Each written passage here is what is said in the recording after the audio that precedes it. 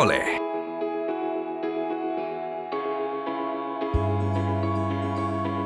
Pemirsa, selanjutnya calon juragan ketiga akan melakukan presentasi di hadapan para panelis. Siapakah dia? Langsung saja kita persilakan Coach Tom MC Ivley. Silakan Coach.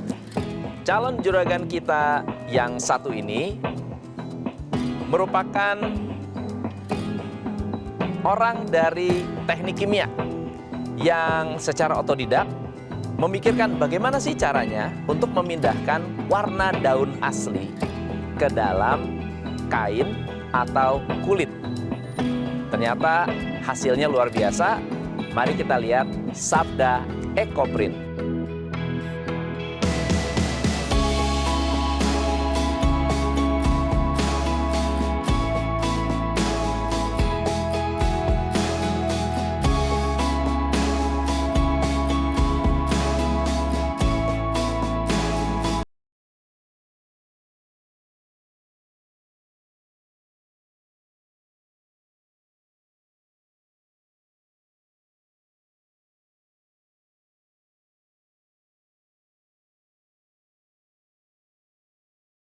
Di marketing, tetapi kami terus berusaha untuk memaksimalkan marketing kami baik secara online maupun offline.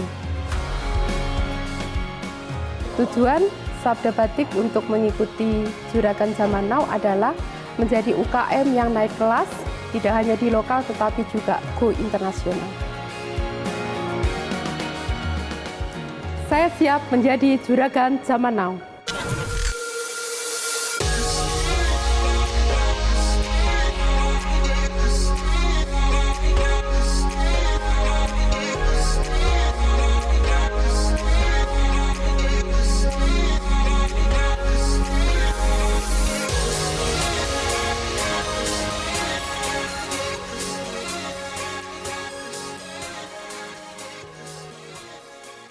Perkenalkan, nama saya Dwi Sabda Irawati, saya owner dari Sabda Batik.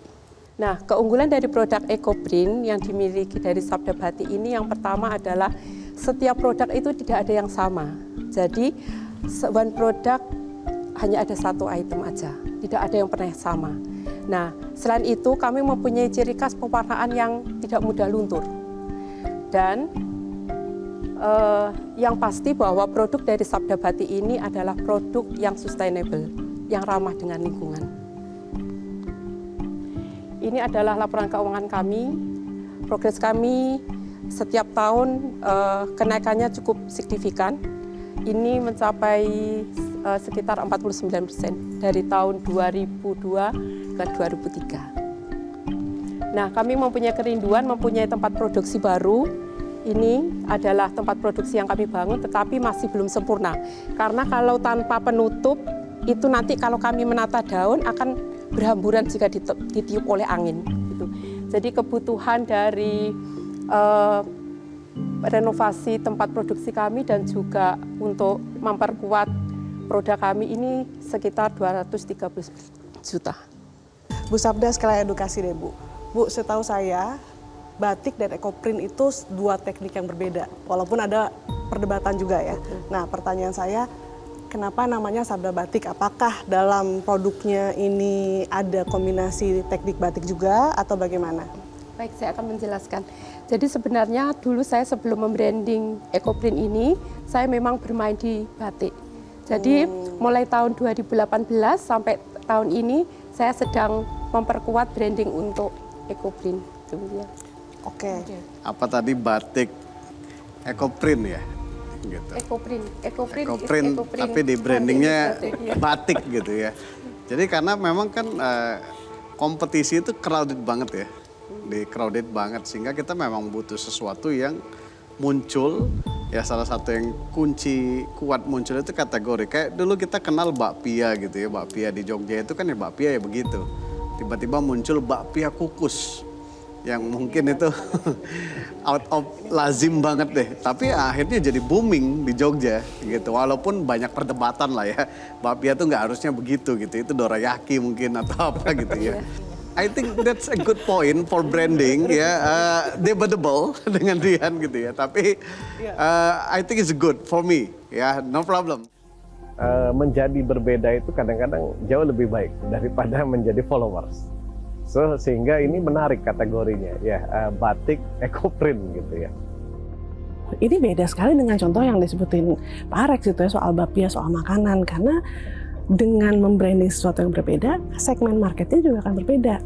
Kalau ekoprint itu ada beberapa segmen tertentu yang memang lebih conscious. Mereka memang ingin menggunakan kain dari alam, mereka ingin produk yang unik gitu. Akan berbeda personanya dengan orang yang mencari batik. Jadi kalau orang mencari ekoprint, yang keluar Sabda Batik malah nggak keluar gitu. Saya ingin tahu dari semua SKU Ibu, yang paling laku yang mana? Yang paling laku adalah produk fashion. Fashion Apakah yang di bajunya, baju, apakah sepatunya, apa di scarf? baju. Di baju. Iya. Itu berapa persen dari penjualan, Bu? Dari penjualan itu sekitar 40%. Karena menurut saya eco-print itu merupakan sesuatu yang niche. Nggak semua orang mungkin tahu dan nggak semua orang juga mungkin suka. Tapi kalau misalnya yang suka, bisa suka sekali. Jadi menurut saya dengan banyaknya SKU yang dimiliki oleh Ibu Sabda, ada baiknya mungkin dia coba untuk yang mengunggulkan beberapa produk unggulannya dulu. Setelah sudah stabil, mungkin dia bisa lebih menuju ranah lain. Nah, boleh tahu tadi dari sisi penjualan kan naiknya 20% gitu ya. Boleh tahu dari situ apa sih yang dilakukan supaya mencapai penjualan 20% itu?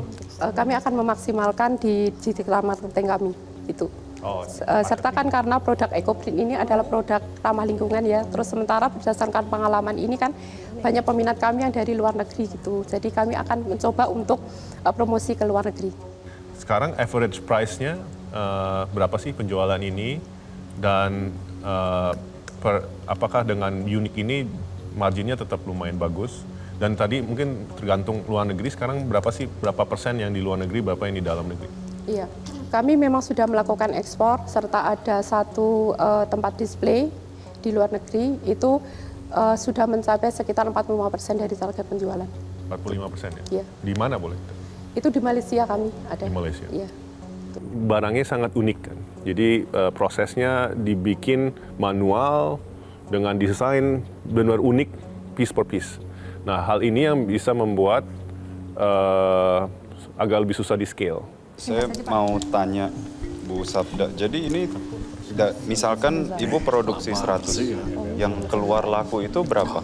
Saya itu pengen tahu sell through rate dari barang sekitar produksi. 65%. 35-nya? Yang 35 menjadi stok kami di butik. Uang yang tadi akan diminta untuk tempat produksi itu, apakah akan meningkatkan produktivitas production? Jadi kalau kami buka tempat produksi baru, maka otomatis produksi kami akan meningkat. Hanya tempat atau alatnya juga, alat produksi? Alatnya itu handmade. Semua handmade? Iya, handmade. Dikerjakan secara manual. Jadi beliau ini bukan pengusaha, tapi background-nya adalah seniman.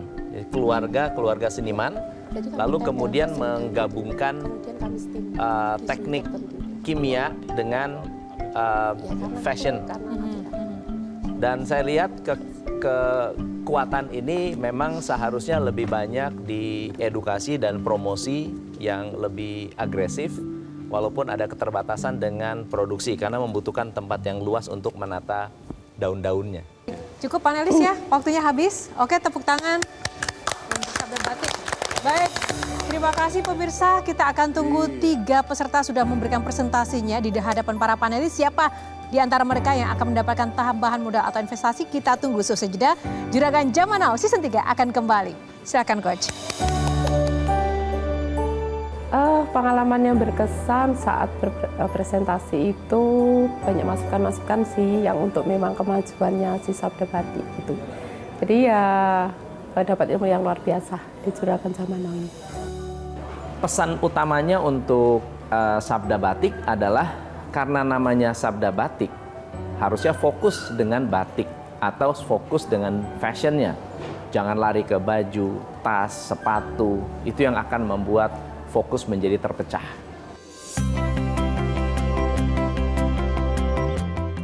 Setelah melakukan berbagai rangkaian proses kompetisi, para peserta Juragan Zaman Now mendapatkan pembekalan ilmu tambahan seputar branding untuk bisnis UMKM. menghadirkan Rizky Chandra Novaris selaku Microfinancing Partnership and Marketing Development Head Finatra. Puluhan peserta mengikuti kelas mentoring secara daring. Kalau mereka bisa menjawab yang benar, berarti mereka tahu akan brand dari logonya Bapak Ibu, gitu kan. Dengan adanya pembekalan ilmu tambahan oleh para mentor yang kompeten, diharapkan para UMKM yang tergabung dalam peserta Juragan Zaman Now dapat menambah pengetahuan baru seputar perkembangan bisnis di era kekinian.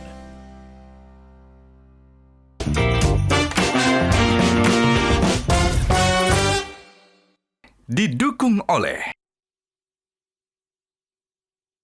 jelajahi cara baru mendapatkan informasi. Download Metro TV Extend sekarang.